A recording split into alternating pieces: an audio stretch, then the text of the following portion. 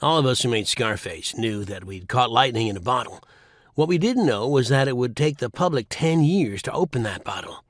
Now, 40 years later, it's rewarding to know that we finally received that sense of gratification and acceptance and approval and respect for the things we fantasized about 40 years ago. If only we had known that at the time.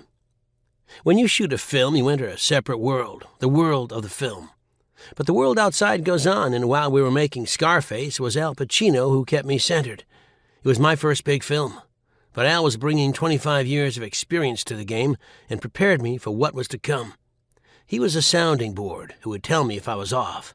He would not let me make a false move. We became a team. I taught Al how to be a Cuban, and he taught me how to be an actor. A month into the shooting, we had done 3/4 of our work together. I asked him in confidence, "Don't you have some expectations? Nobody's ever seen anything like this before." We knew there was no way the film was going to go unnoticed, but Al told me to be prepared because it might be more than 50% hating it. Sadly, he was right. It became the fashion to reject Scarface, to blame it for establishing a frightening new trend of violence in American movies. But then I remembered that Bonnie and Clyde got the same response 16 years earlier, so Scarface was in good company. Part of the audience that was first exposed to it had that response because of the subject matter. Al knew this. He said, "I told you not to read the reviews." When they came out, they were not good.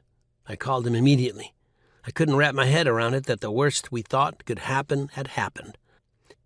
I had been looking forward to a happy ending, but Al said, "At least we know that what we did was great."